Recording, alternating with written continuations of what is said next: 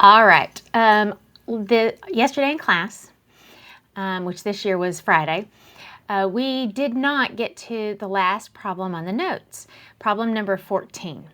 And this was because it added another level of something, and I just thought, okay, you guys were kind of tanked up enough on information and you needed to practice it before I could throw something else at you. So this is problem number 14. It is on page 19 in your packet. It's on the Unit 3, Day 3 notes. So what we have is basically a situation where you're asked to solve for an unknown mean or an unknown standard deviation.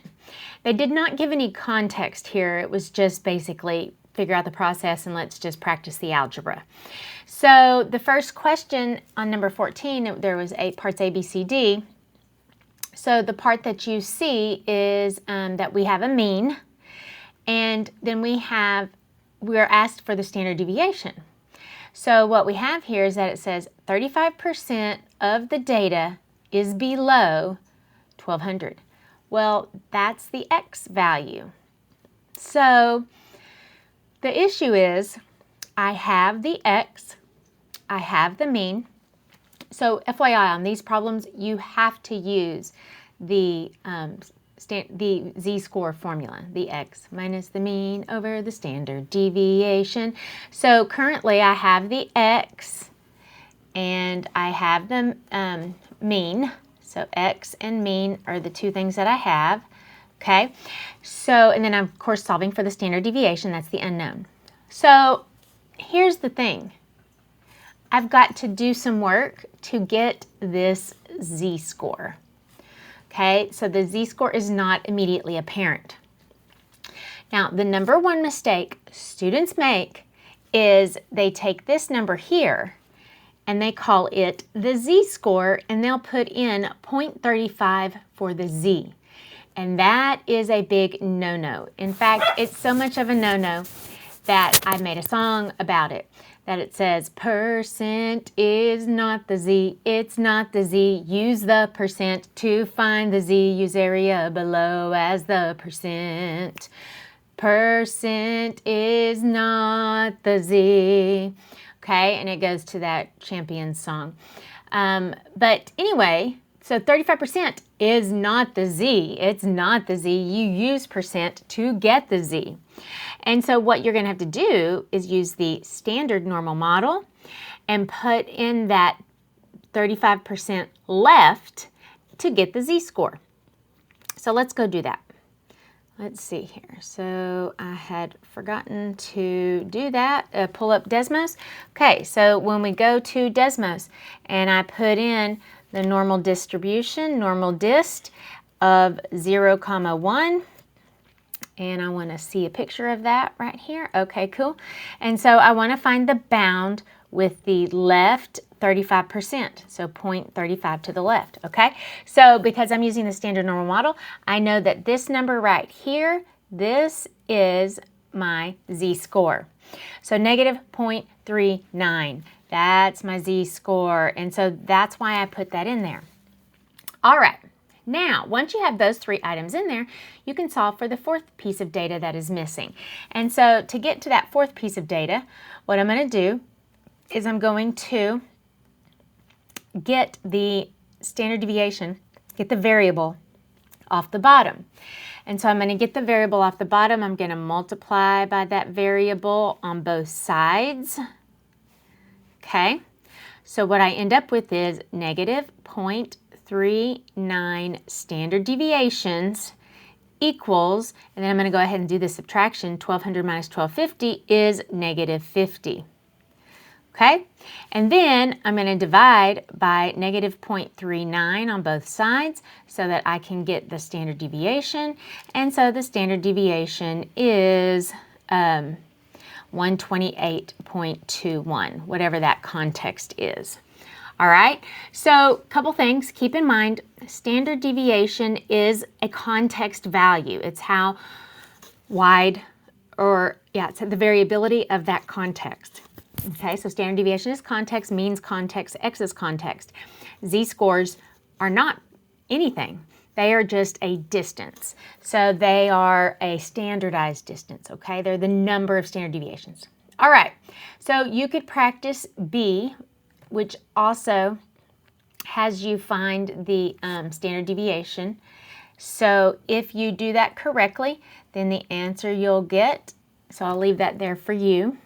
The z-score you get is 1.17, and the standard deviation you get is 0.51, okay? So check that out. Now, let's go do the other part, which is solving for the mean, if the mean is unknown. All right, so here we had question C. It gave us a standard deviation, so it gave us this value down here of 0.5. It says 90% of data is above 10. So that's my x value, and then find the mean. So the mean is the variable. So here's the thing. This 90% is not the z. It's not the z. Use the percent to get the z. Use area below, or in this case, above. Use area above as the percent. Percent is not the z. And so here we're going to go bound, right, area as 0.9. And so then that puts me down at negative 1.28, because you can see if I have 98 or 90% above, then I've got that right there, that negative 0.28. All right, so now let's talk algebra. Okay, so we just found that z-score. So here is where inevitably algebra is a menace to my students, okay? Huge problem. So let's see what we can do here. Here we go. First, I want to get rid of the fraction. I don't want that. I want to multiply it by 0.5 on both sides so I can get rid of the fraction piece. Okay, and so that's negative 0.64 equals 10 minus the mean. I'm just going to put ME, or M for the mean. Here is the step that throws off my students. So I'm going to do this in red, maybe, if I can get it to click on that. I don't think I can. It's going to be blue. I don't know, whatever. Okay, oh, there it is. It's red. Here's the problem, okay? So we want to get M by itself. So leave M right there. We want to move this 10 over, but this is a positive 10. So I need to subtract 10.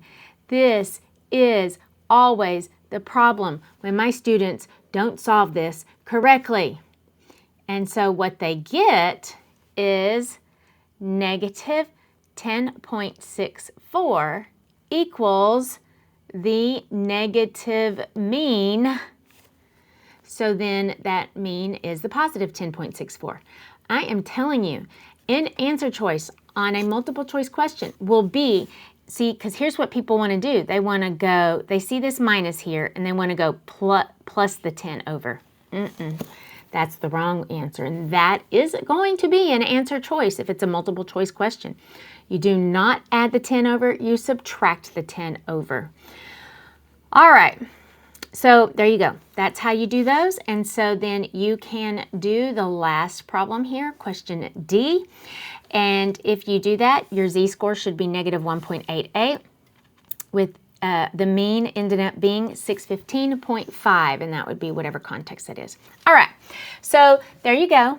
That is that last little piece that we did not get to yesterday during the notes, so that you can solve for the mean or for the standard deviation. And so what you should now be able to do is complete page 25, number 10, because I had said omit that, but I need you to practice that now to make sure you can get those correct answers. All right, good luck to you.